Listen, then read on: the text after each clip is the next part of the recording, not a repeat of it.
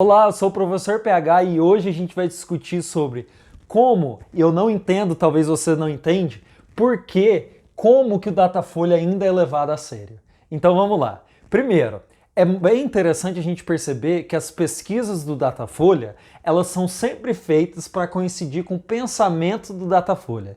Então vamos lembrar, toda vez que eles querem, por exemplo, dizer que as pessoas não querem militares no governo, aí eles pegam uma conclusão de uma pesquisa em que fala que a maioria não é a favor do regime militar. Mas o que uma coisa tem a ver com a outra? Quando a gente percebe, por exemplo, a confiança dos militares que o brasileiro tem, é acima de 79%, quase 80%, um dado realizado pelo próprio Datafolha, mas que não foi tão divulgado assim como outras pesquisas são. Uma outra parte também é a liberdade de expressão. Às vezes eles fazem algumas pesquisas falando que a maioria dos brasileiros é a favor da liberdade de expressão ou do livre comércio, livre disponibilidade dos jornais de falarem o que quiser. Mas aí a gente vai ver a própria confiança no jornal e também na Datafolha muito pequena, menos de 20% segundo pesquisas da FGV. Então pouca gente realmente confia no Datafolha. E por último, quando eles querem falar, por exemplo, que uma decisão do STF foi seguida e que as críticas ao STF é muito triste, que a gente não deveria fazer, sempre apoiando lá algumas decisões que são totalmente absurdas, eles pegam algumas pesquisas e falam que a maioria dos brasileiros são a favor do Estado Democrático de Direito, o que é bem óbvio, a maioria do brasileiro vai ser sim. Agora, quando a gente pega a confiança no STF, uma pesquisa de 2020 da FGV disse que apenas 24% das pessoas confiam no STF, ou seja, bem menos que o próprio governo. Então, é muito lógico também que a maioria da população reclame, critique algumas decisões do STF. Eu acho que não tem nenhum problema. E aqui também eu vou apontar 5 vezes que o Datafolha errou feio, muito longe ou muito acima da margem de erro, o que é preocupante para uma empresa que deveria ser séria. Primeiro, foi o caso do Wilson Witzel, que ele, nas pesquisas até 2 semanas atrás da eleição para governador, tinha 11% e a realidade mostrou que ele conseguiu 41,3% dos votos no primeiro turno.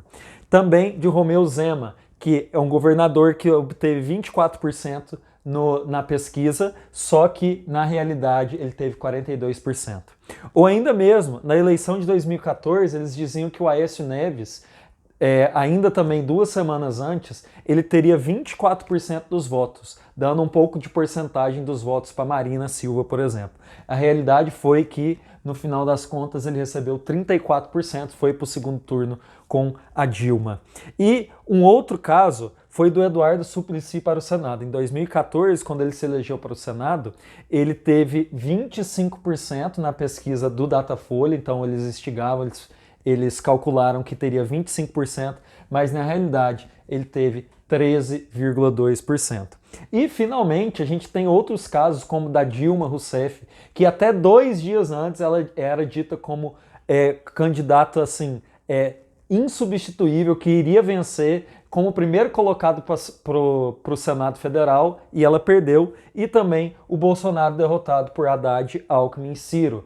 A pesquisa do Datafolha até 1 dia antes indicava a possibilidade, até 2 dias antes indicava a possibilidade do Bolsonaro perder para o Haddad, e antes do primeiro turno ele indicava que o Bolsonaro perdia em até 5% de diferença para Alckmin e para Ciro, o que não se mostrou verdadeiro. Então eu só coloquei aqui algumas coisas que a Datafolha faz, além de sempre tentar chegar a conclusões através das pesquisas que favorecem o seu tipo de pensamento, ela também erra feio como empresa de pesquisas. E aí eu não entendo por que o Datafolha ainda é levado a sério. Inclusive algumas empresas, alguns jornais de direita, eles utilizam pesquisas do Datafolha mesmo sabendo que a confiança no Datafolha, que o Datafolha já errou muito no passado.